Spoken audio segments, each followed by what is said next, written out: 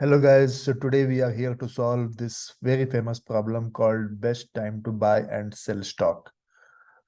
So to the uninitiated and one admission that I have to do here that when I encountered the this problem, to me it looked like that I should be trying DP or some backtracking or those kind of things in this problem, but actually this problem is very simple. If you once you go to the core of this problem, once you understand the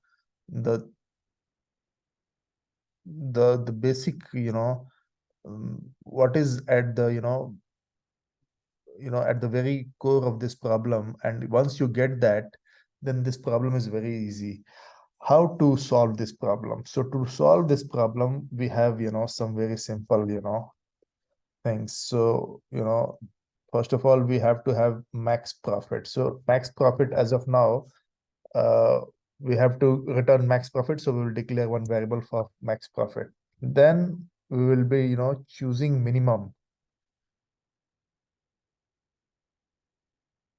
So we have to choose on a day, we have to choose the buy one stock. So that should be the minimum till now. So that should be, in value common common way to initiate the minimum with the maximum value that integer can admit. This is a very common way we do things. We could have done the max value of the prices, but we'll have to or any larger number, but this is okay.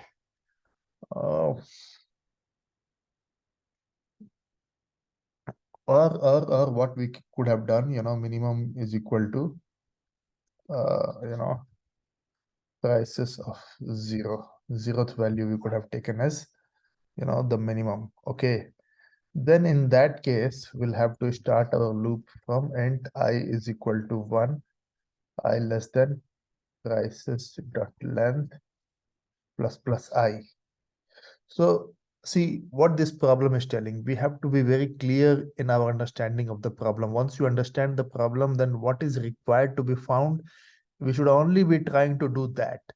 If we try to get into some other things, then we may get lost. Okay, and in order to not to get lost, we should stick to the the question that is being asked. And the question that is being asked is that return the maximum profit you can achieve from this transaction. So there is one transaction that is going to happen, and of all the transactions, so there are many transactions possible, but we want that transaction that is going to return us the maximum profit. So we are only going to uh, consider you know we only want that transaction to take place that will maximize our profit. And how it is possible? So how are we going to figure out which transaction should take place so that we get the best possible value on our investment? So what is our investment? In our investment is that on a single day we have to buy one stock. So on a one day we have to buy one stock, and on that day we don't have to sell. So on one day we have to buy. So either we buy on a day or we sell on a day. So on one day we buy, and then on a different day we sell. So there is one, flip-flop kind of thing, either we do this or do that.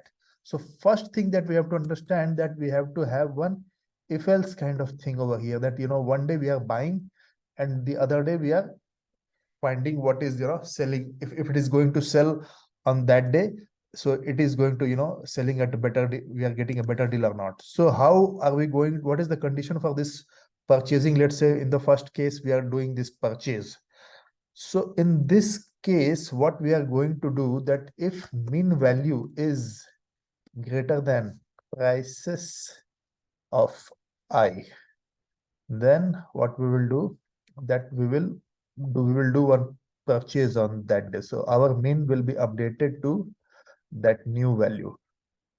Okay, and with this value of min, now here what we will do, we will just uh, will at every value that we are encountering, we will check this max profit thing. So we can, make this max profit. Max profit.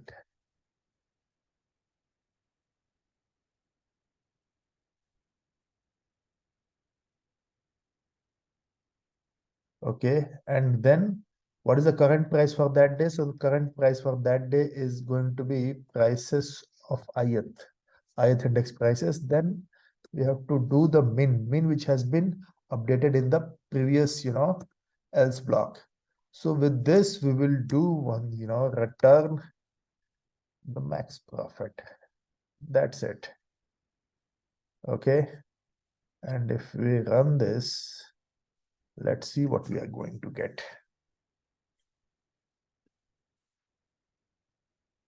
Perfect. Perfect. So this is the, way to solve this problem.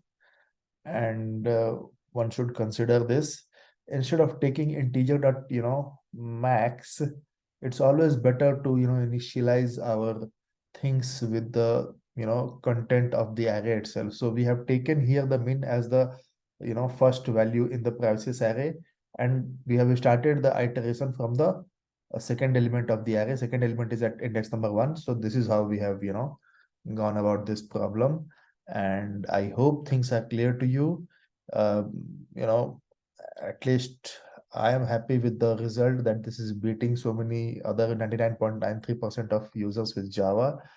And this is an actually a very simple solution. We are not using any hard coded or um, any logic which is assuming on the structure of the test cases. We are not hard coding any such thing. We are using plain simple general logic which is going to work for each and every test case, and this logic is going to cater to the general scenario, not to a particular specific scenario. So I think with this is one of the best solutions that one can have, and I'm really happy to share it with all of you. With this, I would stop this video. Thanks a lot for watching this video. I'm really grateful to all of you.